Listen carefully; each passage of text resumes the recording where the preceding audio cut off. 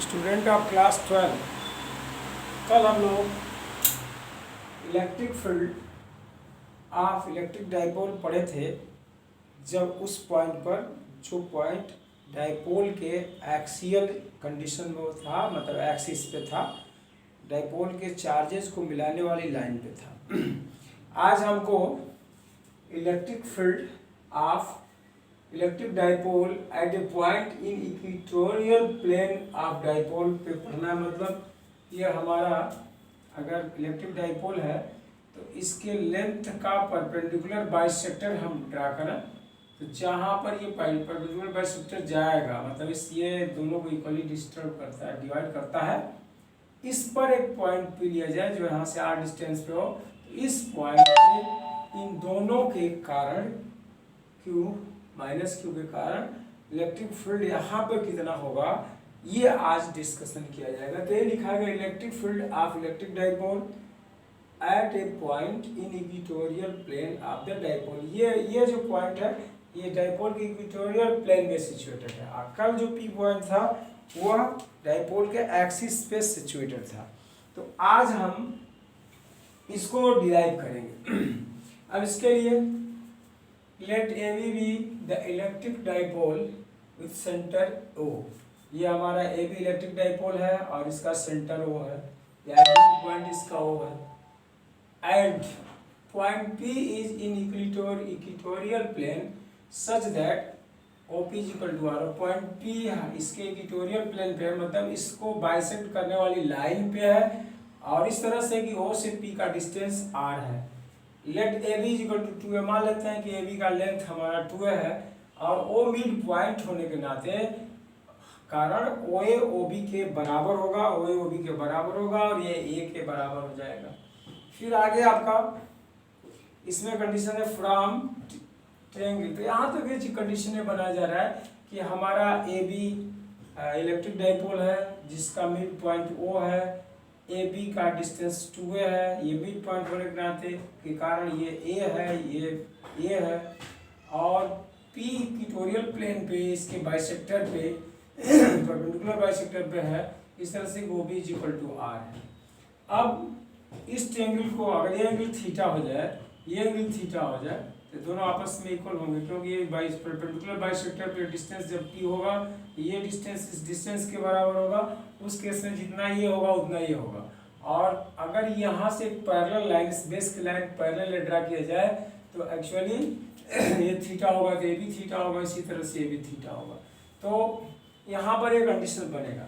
अब कुछ चीज़ों को यहाँ समझाने के लिए ये लिखना जरूरी है। जैसे मान लीजिए कि इस यहाँ से फ्रॉम ट्रायंगल AOP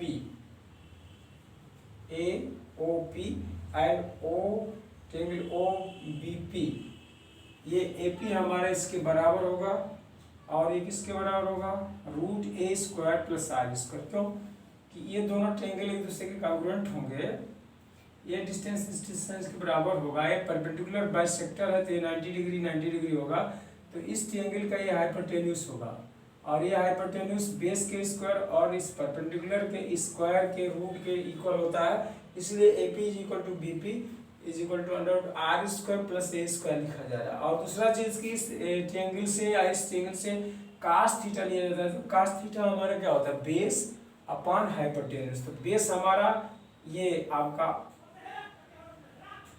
OA हो जाएगा और हाइपोटेन्यूस AP हो जाएगा, तो A अपॉन इसकी वैल्यू, ये cos थीटा हमारा इतना हो गया। अब आगे का जो कॉन्सेप्ट है, if charge at A is Q and at B is minus Q, then electric field at P due to the charges Q and minus Q will be। मतलब इस इलेक्ट्रिक डाइपोल के इन A पर charge Q है, इन B पे charge minus Q है, तो इस charge और इस चार्ज के कारण P पे जो इलेक्ट्रिक फील्ड होगा वह EQ होगा, और एक EQ -1 हो, EQ माइनस होगा। तो EQ का डायरेक्शन, चूंकि ये चार्ज पॉजिटिव है, तो EQ का डायरेक्शन A से P के तरफ, from A to along A to P इस डायरेक्शन में होगा, और एक EQ का डायरेक्शन P से माइनस चार्ज की तरफ हो, इस डायरेक्शन में होगा। मतलब ये वेक्टर हमारा ई क्यू को डिनोट करेगा और ये वेक्टर माइनस ई क्यू को डिनोट करेगा।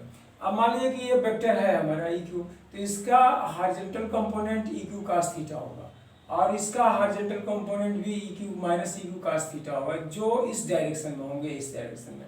और इसका vertical component E Q sine theta है, इसका वर्टिकल ई माइनस क्यू साइन थीटा, ये दोनों एक दूसरे को न्यूट्रलाइज करेंगे।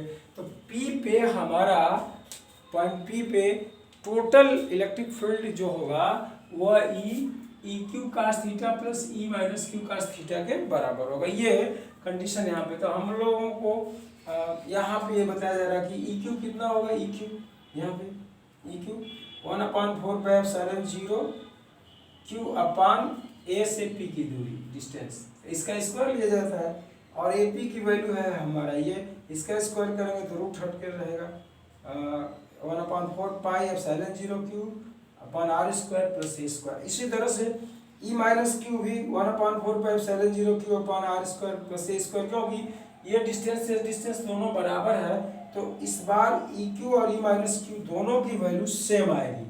दोनों की वैल्यू क्या आएगी, सेम आएगी, दोनों अलग अलग नहीं रहेगा, दोनों की वैल्यू क्या होगी, सेम होगी, क्योंकि ये पॉइंट पी ए और बी से सेम डिस्टेंस पे है, क्योंकि पॉइंट पी ए बी के इक्वेटोरियल प्लेन पे है, क्योंकि पॉइंट पी ए बी के परपेंडिकुलर बाइसेक्टर पे है।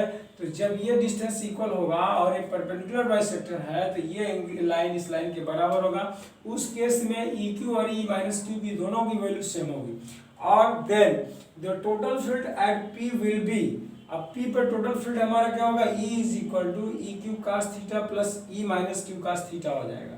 क्योंकि ये ई माइनस क्यू और ई क्यू दोनों आपस में इक्वल है, इसलिए ये 2 ई क्यू कास थीटा के बराबर होगा। Total 2 E Q cos theta, ये दोनों सेम है तो इसी का डबल हो जाएगा। 2 इंटू ई क्यू की वैल्यू यहाँ से रख दिया गया 1/4πε0 Q upon R square A square, और कास थीटा की वैल्यू यहाँ से a upon under R square A square रखा गया। अब इसको 1/4πε0 लिखे, 2qa यहाँ लिख दे रहे हैं, और इसका और इसका पावर 1/2, इसका पावर 1 मिलाकर के इसका पावर 3/2 हो गया। तो इस तरह से E हमारा P पर इस चार्ज और माइनस क्यू चार्ज के कारण इलेक्ट्रिक फील्ड P पे जो हो रहा है इतना हो रहा है। अब इसमें आप ये जानते हैं कि डाइपोल, इलेक्ट्रिक डाइपोल मोमेंट हमारा 2qa के बराबर होता था। 2qa = P लिख सकते हैं, डाइपोल मोमेंट है। और चूंकि ये डिस्टेंस बहुत छोटा होता है, इलेक्ट्रिक डाइपोल के चार्जेस को बहुत पास रखते हैं, तो a बहुत छोटा होता है और ये r बहुत बड़ा है, तो a स्क्वायर और r स्क्वायर में कंपेरिजन करें तो a स्क्वायर r स्क्वायर से बहुत छोटा होगा, इसलिए इस a स्क्वायर को कैलकुलेशन के पॉइंट ऑफ व्यू से नेगलेक्ट कर दिया जाता है। ये प्रॉपर वे में ये कंडीशन लगाया जाता है, एग्जम्पशन होता है, तो इसलिए हम इसको नेगलेक्ट कर दिए। तो नेगलेक्ट कर देंगे तो इक्वेशन 1 का फॉर्म क्या हो जाएगा, यहाँ पे p लिखेंगे, इसको 0 लिखा, और r स्क्वायर का पावर 3/2, तो यहाँ से ये 2 कट जाएगा, r का पावर q होगा। तो इस केस में इक्वेटोरियल प्लेन में अगर पॉइंट p है तो E की वैल्यू 1/4πε0 p/r³ आ रहा है, और जब एक्सियल इस कंडीशन में पॉइंट p होता है तो यहाँ पर डबल होता है। तो इक्वेटोरियल और एक्सियल कंडीशन में यह होता है कि इक्वेटोरियल वाला इलेक्ट्रिक फील्ड जो होता है इसके डबल एक्सियल कंडीशन में इलेक्ट्रिक फील्ड होता है।